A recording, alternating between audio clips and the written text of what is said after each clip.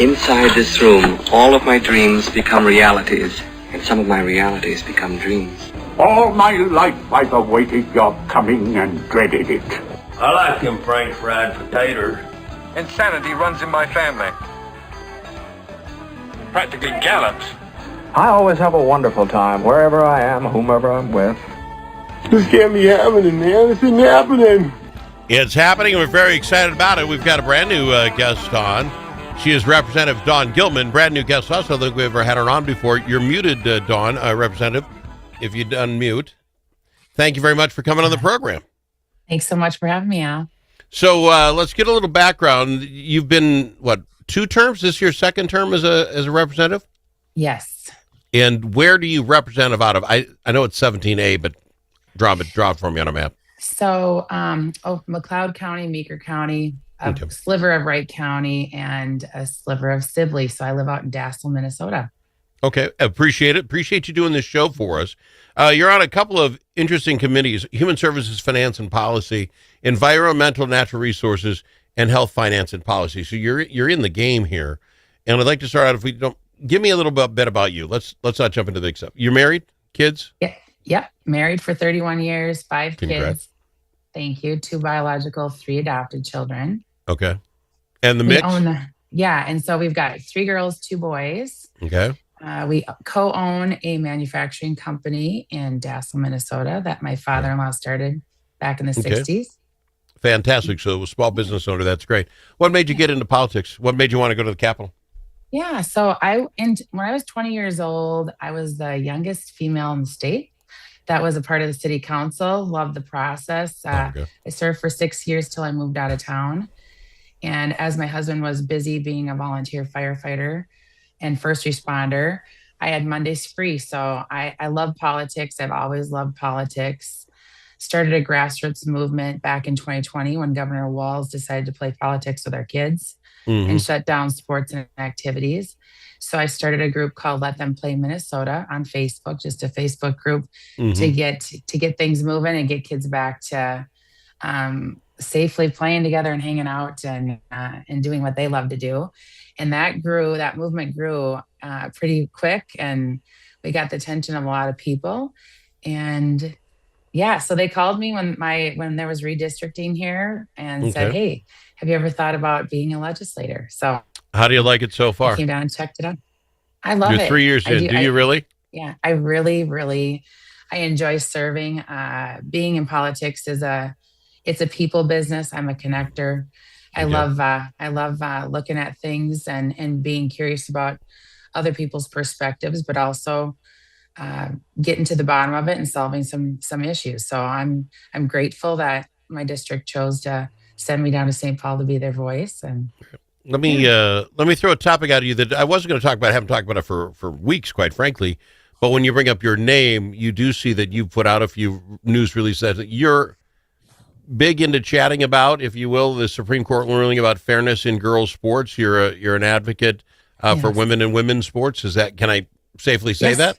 Oh, yes.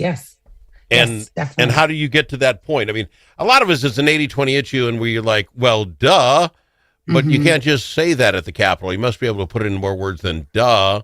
So give me your argument for boys out of women's sports.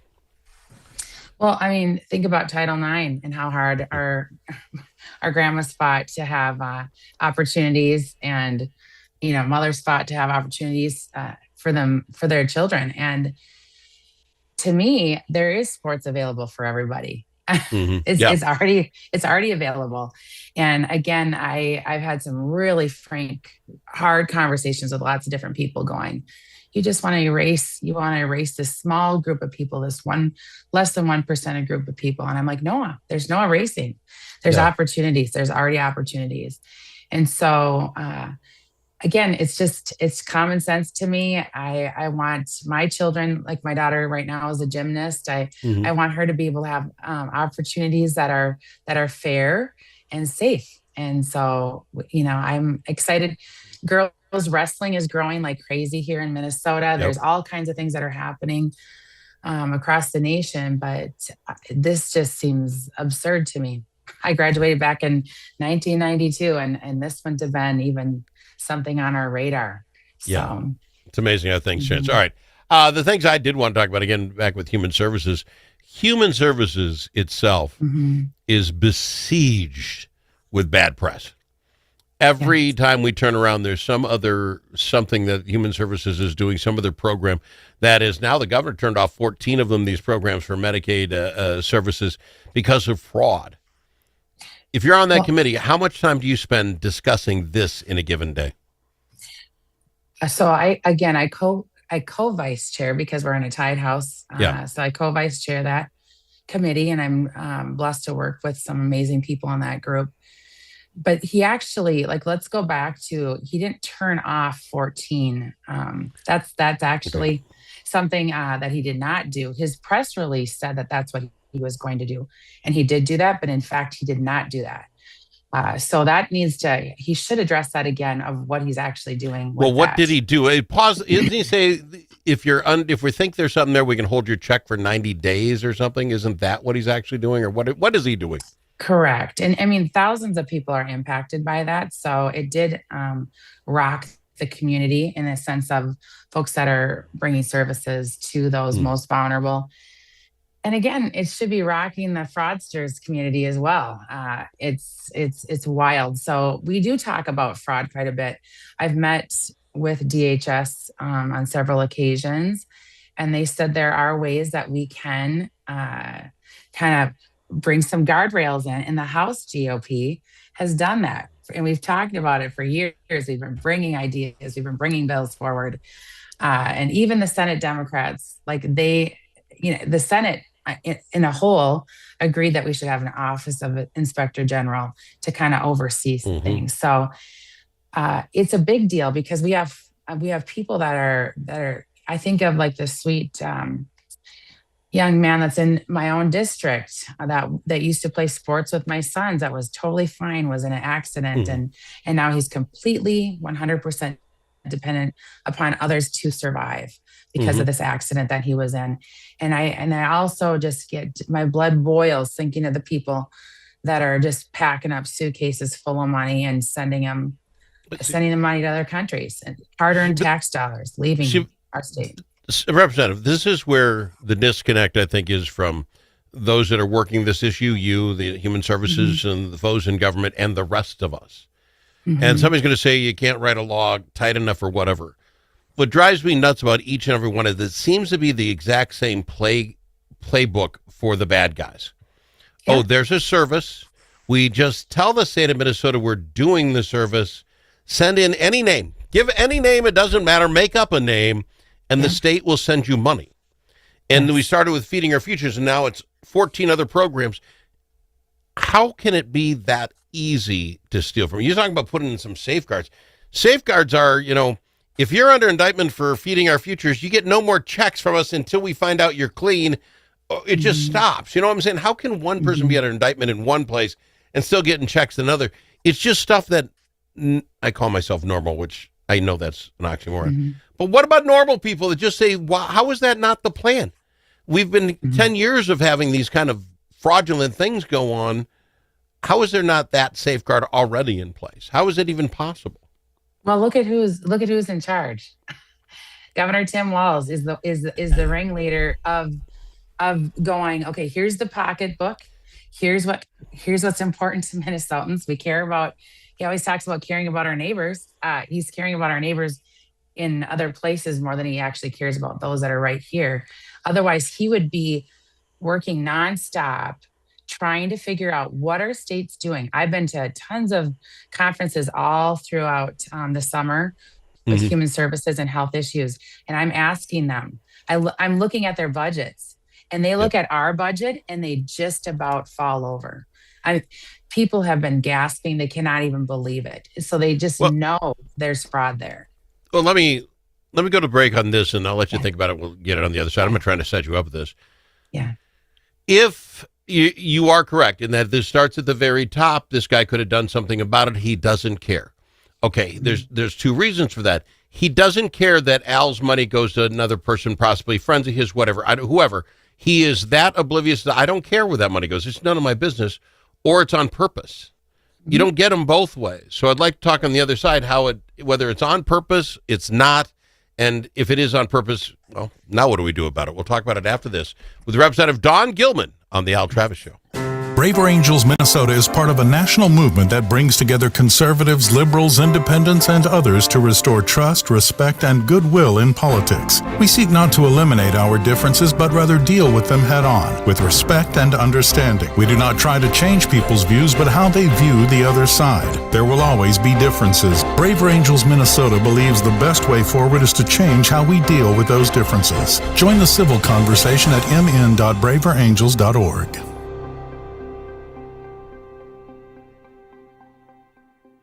When the stakes are high at the Minnesota Capitol, you need more than a lobbyist, you need a partner. At Momentum Advocacy, we bring nearly 90 years of combined experience in government relations, public affairs, and strategic communications. From nonprofits to national corporations, we help organizations navigate Minnesota's political landscape with integrity, insight, and results.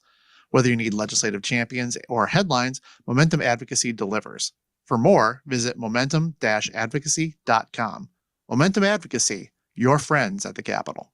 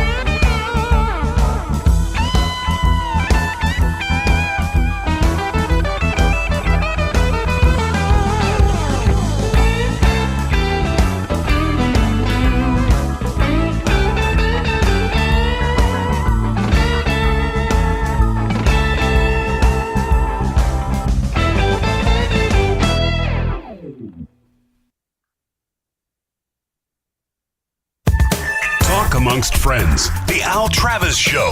Nothing but talk. We've got Representative Don Gillman on with us our first time, and I'm not setting you up to just say something profoundly bad about the governor, but let me frame it like this. There's only two options. Either you're playing because you don't understand how the thing works, or you're doing it on purpose as far as this fraud that's going on. Mm-hmm. And I'll leave it like this. This week we find out through the AOL that the governor and lieutenant governor's own books inside their offices are so poorly run. There are 12 dysfunctions in there that they're not following along according to the OLA. Not saying doing anything illegal. We just know it's all terrible.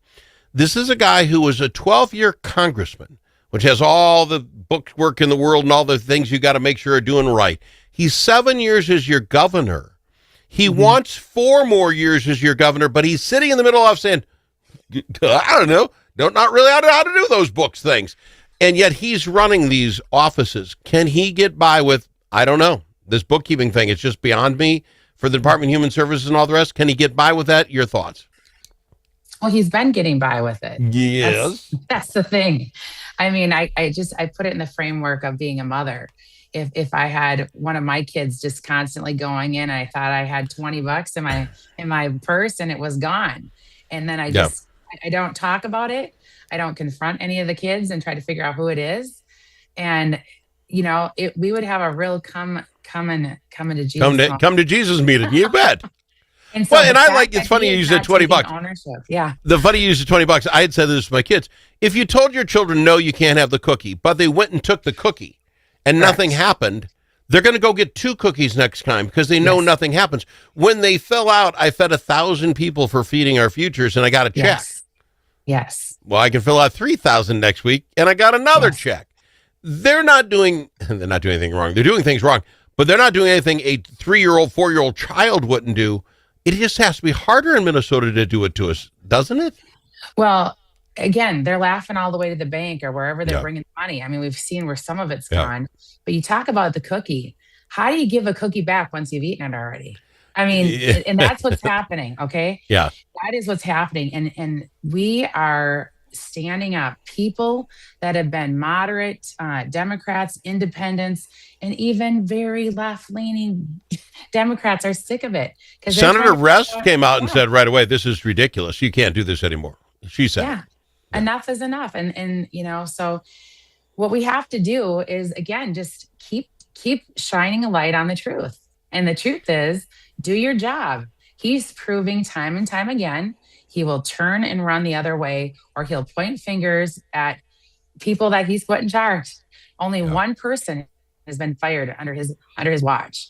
And this is how. Well, even they said they didn't fire him, that spot was eliminated. They tried to say he didn't fire him, but either way, one and all of this is nuts. But let me ask you this, your Department of Human Services, and I'm not calling for it yet, but I might. This gal, Erna Hyman Schmidt or something, terribly sounded like a made-up name. She gets caught last week. Somebody calls to do a check, asked her if she was getting services by this company. She's never heard of them. They've been billing $188 3 times a week on this woman who she had no clue what was going on. Another thing where I'm like, okay, how do we stop this? If the department's not going to look to see if Erna really deserved it, how do I not know somebody's doing the same thing under my name? Do we all need to call Department of Human Services sometime next week? Everybody pick up the phone, make a call, and just say, hey, it's Al. I'd just like to know if anybody's getting services under my name because I'm not getting any services. Can we get it was swamped, the human services. I'm not asking people to do that. But is there a way for us on the other side to help? I mean, this poor Erna gal, she's now going to have to go to court and prove she didn't know these guys. How do you prove somebody you don't know? Right. No, I believe there's a rude awakening what's coming here this next session. And some people go, oh, it's a policy year. It's not going to be that big a deal. It's always a big deal when we're in session. So I know that our House Republicans are going to be bringing forth things that are going to be making a difference, and in hopes that we can lock arms with as many Democrats as possible that want the same thing. In the end of the day, we want to take care of folks that actually need services, that actually need the support, and help people be, Isn't that exactly the problem? Besides it stealing money from Al, which makes me mad enough, if we all agree these special folks need this special help, and we can all agree on it, and it's not getting there because it's going to somebody else, this Housing Stability Act thing where the U.S. attorney came out and said, we believe 100% of that went out the door. It didn't help a soul. That's where we should be really mad. If we all agree these folks need help, and I guess I'm saying those that on both sides who agree with me that they're stealing from the lowest, sounds so bad, those that need us the most, those that are involved with that, if you have a special needs person or you're special, they should all be pitchfork time. We're done with this, right? Are we going to get anything? I'll give you the last minute.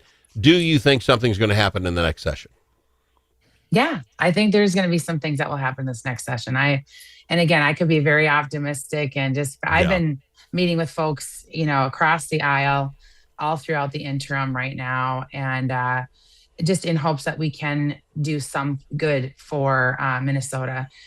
But again, I think what it's going to have to come down to is this next election is going to be the deciding factor for what Minnesota really wants to see. So Yes. Is this too much water off a duck's back? Do you feel out there in your neck of the woods that people are saying enough is enough? I can't do this anymore. Or is that just a new fraud, or is that the old fraud? People getting lost in the fraud. Right. So the term I just keep hearing is he's toast. I mean, that's what I'm hearing everywhere I'm at. All right, we'll see. Dawn, Representative Gillman, sorry. I appreciate you very much. Thank you for taking the time and coming on the program. It was really fun. We'll get you back on. Is that fair? Yeah. Yep. Thanks so much, Al. Take care. Representative Dawn Gillman on the Al Travis Show. If it's your turn to host the game, Grandpa's Barbecue